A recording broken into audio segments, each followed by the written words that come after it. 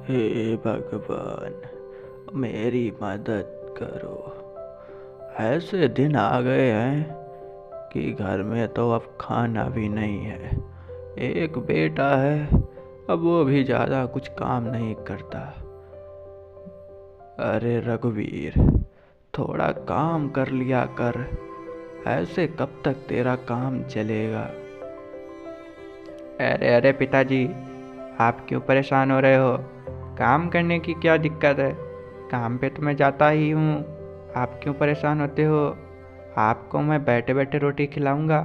आप सिर्फ बैठे बैठे रोटी खाइएगा, ठीक है? ज़्यादा आप बात मत करिए, नहीं तो अच्छा नहीं होगा आपके लिए। हैं? अरे बेटा, कैसी बातें करते हो? कोई भला अपने पिता से ऐसे बातें करता है? मैं तो तुम्हारे भले के लिए कह रहा हूँ कि तुम थोड़ा काम करने लगो, जिससे कि थोड़ा बहुत पैसा आएगा और उससे कोई अपना धंधा खोल लो। तुम्हारी जिंदगी अच्छे से कटेगी। दरअसल रघुवीर की एक बूढ़ी माँ भी थी और वह एक बहुत ही सुंदर से गांव में रहा करता था। रघुवीर थोड़ा बहुत सही हालत में था। उसके पास एक छोटा सा घर भी था और उसकी एक पत्नी भी थी। वह लोग आराम से उसी घर में रहा करते थे। रघुवीर हर रोज प्रातःकाल एक दुकान पर काम करने के लिए जाया करता था। रघुवीर जिस दुकान पर जाया करता था वह गांव के एक सेठ की दुकान थी। वह सेठ बहुत ही ज़्यादा ईमानदार था। है है रघुवीर, अब ऐसे आज तो इतना लेट क्यों आया है? हैं? अब मैंने तुझे टाइम बताया था, तू टाइम पे क्यों नहीं आता है? बता। अरे अरे मालिक, मैंने आपसे कहा है, ऐसे तो हो ही जाता है कभी ना कभी। लेट लपेट तो हो ही जाते हैं। घर पे थोड़ा काम था, इसीलिए मैं थोड़ा लेट हो गया हूँ। नहीं तो मैं लेट एट तो कभी भी नहीं होता था। आप मेरी बात मानिए। हैं? वो थोड़ा पिताजी ने भी रोक लिया था, इसीलिए मैं लेट हो गया। नहीं तो मैं लेट एट तो कभी भी नहीं होता हूँ, आपको पता ही होगा। अरे अरे, ऐसा कब तक चलेगा?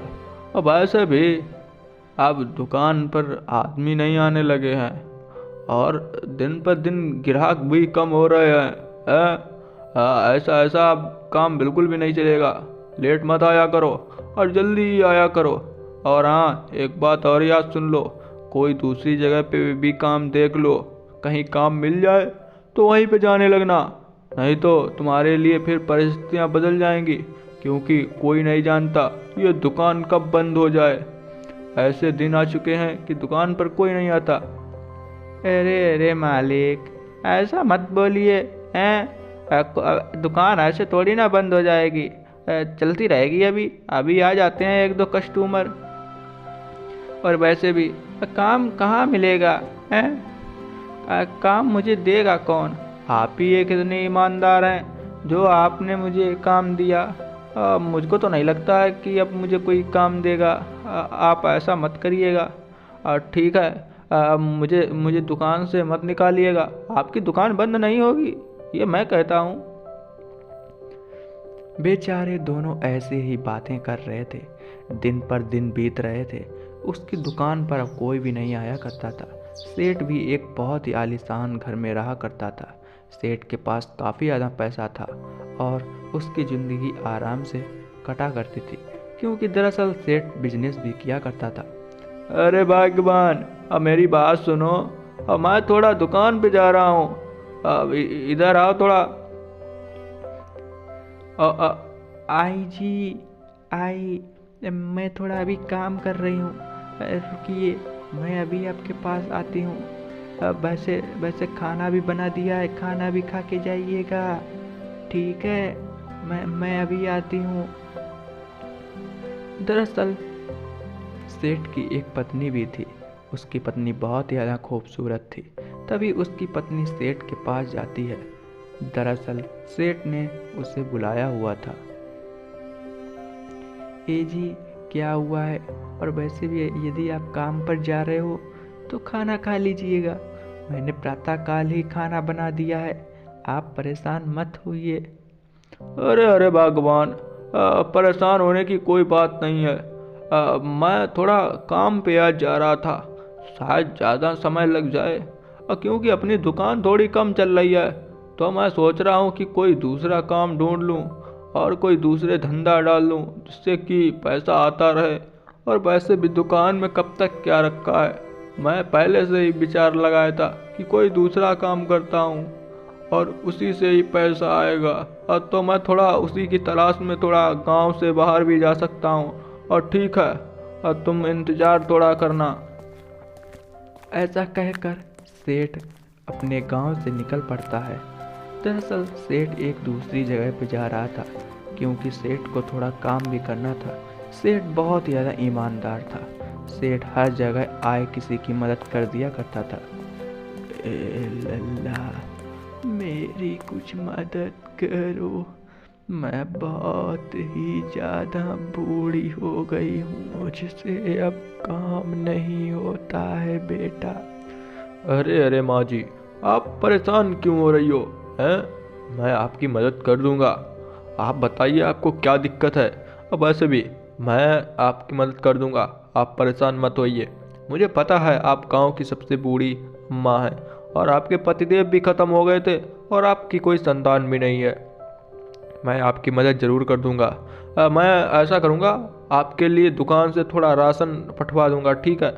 आप उसी राशन से अपना खाना बना लीजिएगा। अरे बेटा, तुम्हारा बहुत बहुत धन्यवाद कि तुम मेरे लिए राशन पठवा दोगे, क्योंकि मेरे पास अब खाने के लिए राशन भी नहीं था। बहुत बहुत धन्यवाद बेटा, तुम्हारा भगवान भला करे।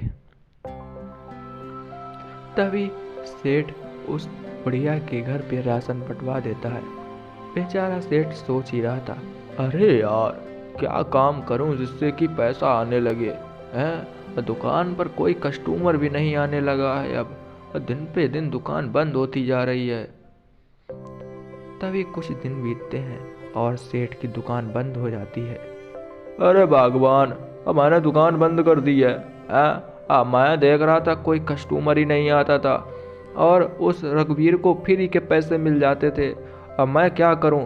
और वैसे भी अपना पूरा दिन और पूरा समय बेकार होता था और कोई कस्टमर भी नहीं आता था, तो मैंने इसीलिए बंद कर दी। ये जी, वो आपने अच्छा किया कि आपने दुकान बंद कर दी।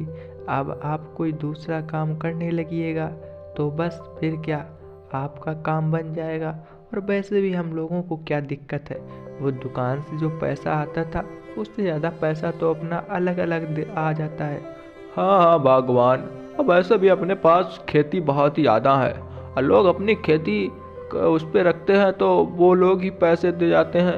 अपनी खेती दूसरे लोग करते हैं तो उनसे ही पैसे मिल जाते हैं। अब मैं कोई दूसरा काम ढूंढूंगा, ठीक है?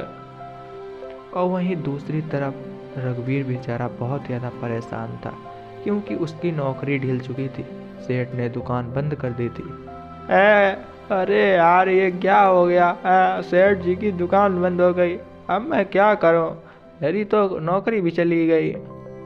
रघुवीर बहुत ज़्यादा परेशान था। तभी वहाँ पर रघुवीर की पत्नी आती है। ए जी, क्या हुआ?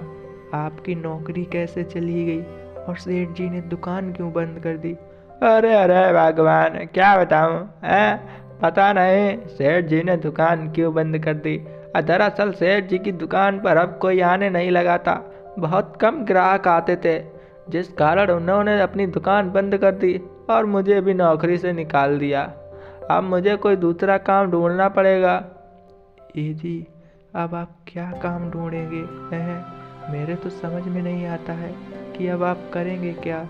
और वैसे भी अपने पास तो कोई खेती भी नहीं है कि आप खेती ही करने लगें। अब आप कोई जल्दी से दूसरा काम ढूंढिए, नहीं तो हम लोगों के घर में तो राशन भी ख़त्म हो जाएगा। अरे अरे भगवान, अब परेशान मत हो। मैं कोई काम ढूंढ लूँगा। तुम्हारे पति के अंदर बहुत ज़्यादा हुनर है, वो कोई ना कोई ज़रूर काम ढूंढ लेगा। परेशान मत हो। मैं ज़रूर कोई ना कोई काम ढूंढता हूँ। मैं कोई दुकान ही लगा लूँगा जिससे कि थोड़ा बहुत पैसा आने लगेगा और खाने के लिए राशन भी। आगे की कहानी देखने के लिए सब्सक्राइब